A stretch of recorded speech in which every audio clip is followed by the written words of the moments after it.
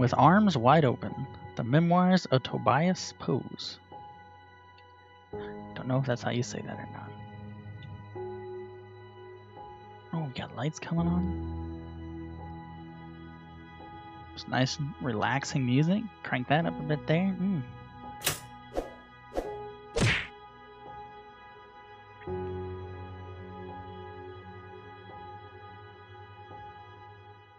Oh no, it's got ghosts.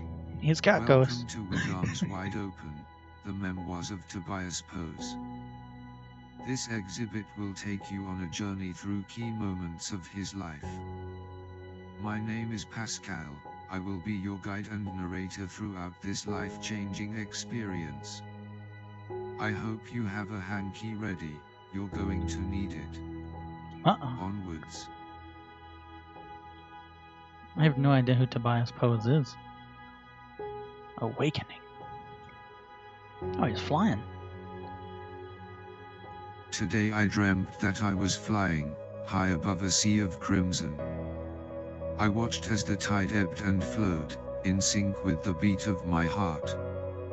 Above me, a dark sky loomed, heavy with the sickening scent of sorrow. Lightning cracked the sky and rain lashed against my skin. Suddenly I was falling, failing.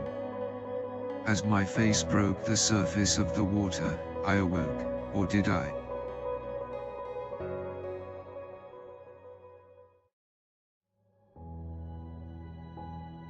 It's like a little carousel type thing.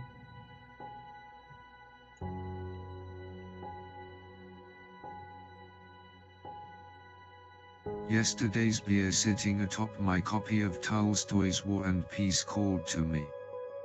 Another day older, another day closer to death.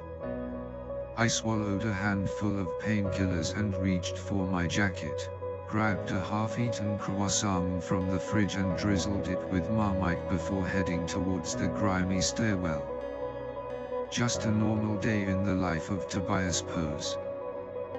Who is Tobias Pose? I'm gonna look that up when this is over with, because I have no idea who that is.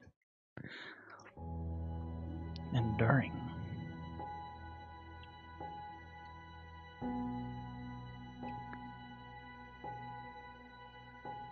I hated my job. Kids screaming, cars honking. The polar opposite of what one wants after another night of drinking alone, ad infinitum. I might as well just be a button on a set of traffic lights, I thought to myself bitterly as an irritatingly happy child crossed the road without so much as a thank you. How did I end up here? I was wasting my life. Since birth, I'd dreamed of being an actor, my name plastered on billboards across the globe. Instead I was here, no more than a shepherd of children.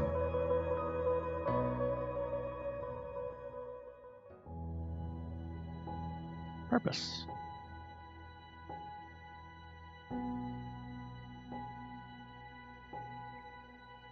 Everything changed the moment we locked eyes through the dense fog of the jazz club. On the small stage, a saxophonist wailed a soulful G-flat. B sharp. Back to G. Maybe the music was getting to me, but I felt like I could see into her soul, the color of her memories, the taste of her hopes and dreams. I went over. Looks like you could do with another drink, I said as I poured her near full glass into a plant pot. She smiled at me wryly. Looks like it.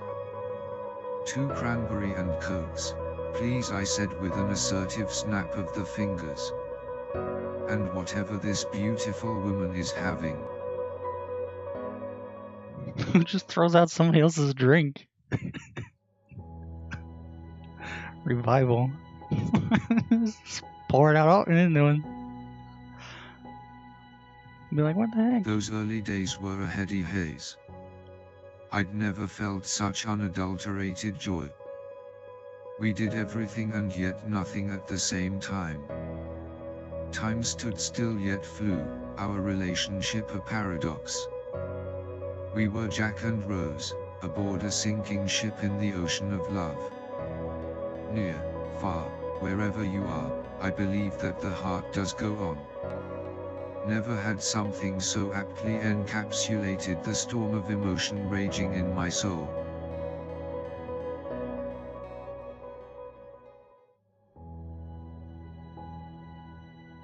Conception.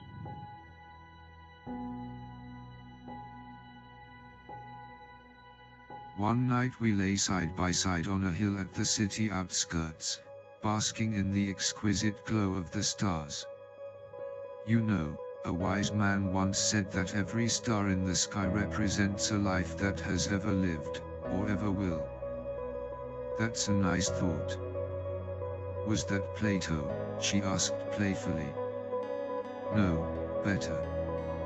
It was me, I said with a laugh, lunging at her.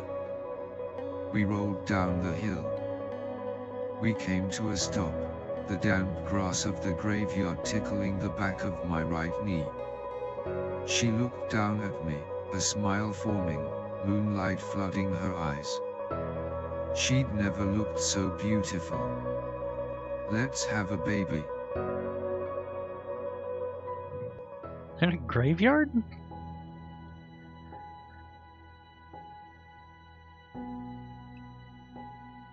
Commitment. Oh, she looks like she swallowed a watermelon They or say something. that one's wedding day should be the happiest day of their life. Maybe it would have been if I wasn't so worried about Tara giving birth halfway down the aisle. Evening came and we were left alone in the apartment, a relief, truth be told, after a day of repetitious niceties from forgotten relatives. You know what I really want, she said, fixing me with a serious expression. McDonald's. We grabbed our jackets and wellies, threw them on top of our wedding attire and headed out into the blizzard. We got some peculiar looks, but we didn't care. That was just what the baby ordered, she sighed contentedly after polishing off her chicken legend. We sat in silence, enjoying our newfound weddedness. After slurping at the remains of her banana milkshake for what seemed like an eternity, she looked me in the eye. Tobias. I think I have a name for our son. What's that? Donald. I'm actually stuck. I think the little narrator pushed me too far into the cake, and now I can't, because I can't push him. And so I'm stuck here. I can't back up. I can't do anything. Foresight. This time I just avoided the cake. I didn't want to get stuck again. There's not enough room for it here. It's too long. Tara was becoming frustrated. We'd been trying to build the cot all damn night. I couldn't say what I was really thinking, so instead took a deep breath and calmly said, why don't you go and lie down, do a crossword. This is a manly job for a manly man. Then who's going to do it, she quipped. A sick burn, indeed. 2 hours and 18 minutes later, my work was complete. You can open your eyes now. Valor. She looked at my handiwork with a despairing smile. Tobias, it's lovely but it's back to front. Wanted to try and climb in there, but I think I'd get stuck again. Because this little guy kind of jams in behind you there. Reawaken.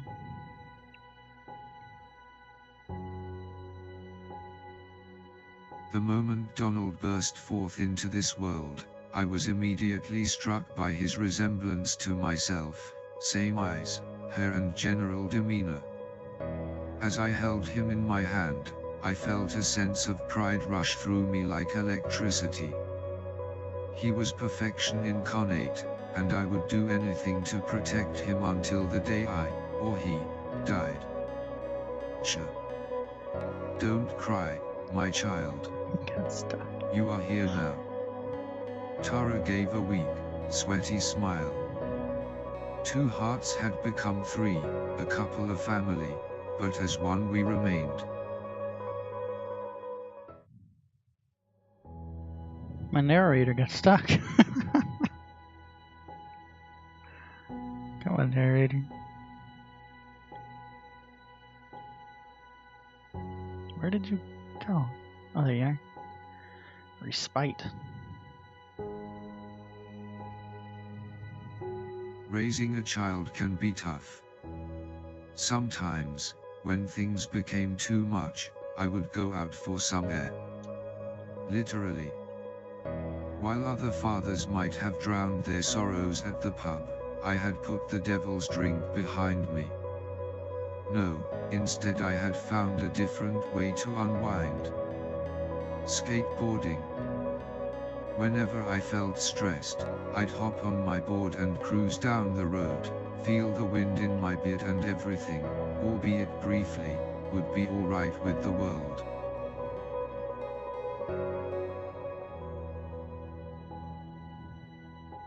Well, I guess I don't have to look up who Tobias is, because we're getting the story right here, aren't we?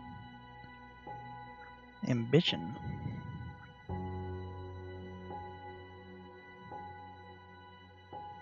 Years flew by. Before we knew it, Donald was about to start school. "What do you want to be when you grow up, son?" I asked him. "I want to be just like you, Daddy," he replied. "Gee son, that's great. But what about a job? It's never too soon to start planning." "I wanna be a..." He looked to the sky. A distant airplane caught his eye. "A pilot. My son, a pilot." I liked the thought of that. Part of me began to think that maybe I should have been one. I hadn't really seen much of the world, after all. I stood up. "Well, what are you waiting for? Let's fly," and with that we took off, running through the tall grass with arms wide open. The cool breeze rushed against my face. In that moment, I was a plane, flying, fast, free, fabulous. That was the name of the game. Arms wide open. Pride. Donald was a natural actor. Sure, his role, Scarecrow, was a minor one, but he made it his own. I looked on proudly, a face in the darkened crowd. That boy's going to go far, I thought to myself. Pilot, actor, drug dealer, I didn't care, I would support him, whatever choices he made in life. "That's my son," I whispered to the elderly gentleman wearing a poncho next to me. "He's the most remarkable scarecrow I ever did see, you mark my words. His ability to stand still is uncanny," he gushed in a thick Cornish accent. Tara and I smiled a satisfied smile at one another. For all the difficult times parenthood brought, it was worth it for moments like these.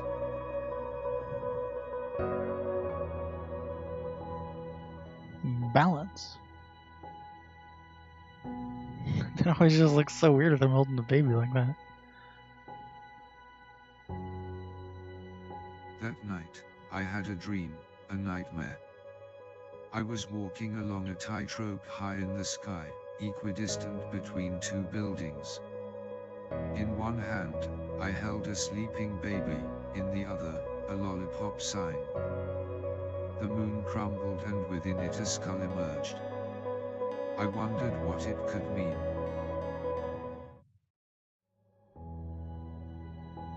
Oh, that was a short one, okay. Premonition. Thought I broke When something. Donald was 10, we went on holiday to the Cotswolds.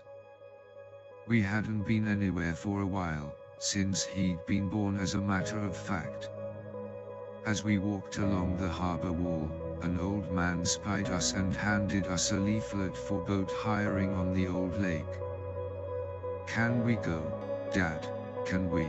Can we?" "Gee son, I don't know," I replied, concerned about the safety of hiring a boat from a strange old man. "Well, I think it's an excellent idea," chimed in Tara. "You two men can catch us some fish and I can get some peace and quiet to do some crosswords." The next thing I knew, Donald and I were drifting out onto the lake, the waving silhouette of Tara growing ever smaller on shoreline. I thought I got stuck again. Repentance. It all happened so fast.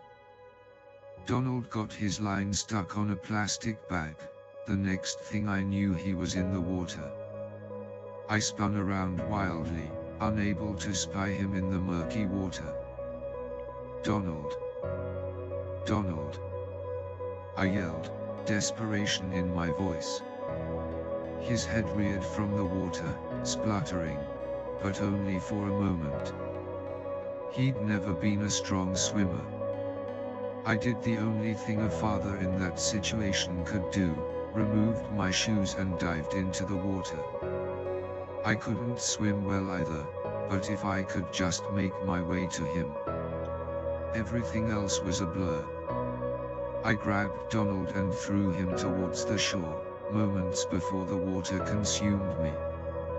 As liquid and seaweed filled my lungs, I sunk to the bottom of the fairly deep lake. I could see the dappled sunlight dancing on the surface through the trees above. I saw Tara's moonlit eyes, Donald's outstretched arms flying through the air. I saw myself riding my bike. "Look, Mum, no hands." I saw myself lying in the snow, making angels. A million moments fluttered through my mind, a butterfly kaleidoscope of brilliant gold. Then, nothing. Reconciliation. Or reconciliation, I guess. Oh, dang, he died. As I looked down at my funeral from the sky above, I reflected on my existence, what it had meant, what purpose I had served. I smiled and thought back to my life before Tara and Donald, the man I was then, sad, alone, existing each day only to reach the next. How fortunate I was to have had them, no matter how briefly. I looked to the distant cityscape and wondered how many people out there felt like I had, whether the joy in this universe outweighed the suffering. I looked to the distant church where we were married. I looked to the hill where Tara and I had conceived Donald, the McDonald's where we'd named him, the skate park I had broken my arm. This life might not have been perfect, but sometimes perfection comes from the imperfections. The meaning of life isn't to ponder the meaning of life, I realized. No, the meaning of life is to live. The good, the bad, the terrible. Every shade, no matter how disconcertingly dark, no matter how blindingly bright. Soak it all in, like a sponge, before the puddle of consciousness dries up. Donald looked up towards the sky. I could see his mind, his soul, and he could see mine. He pointed to the sky. A plane flew overhead, its contrail an ellipsis on the epilogue of my life. "Look, Mum, it's Dad. He's up there, he's with the birds and planes now."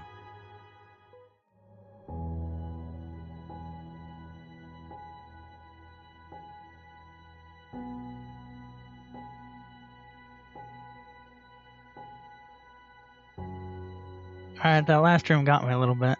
Hit me right in the feels. If you'd like to play with arms wide open, the link's in the description. Thanks for watching. I'll see you next time.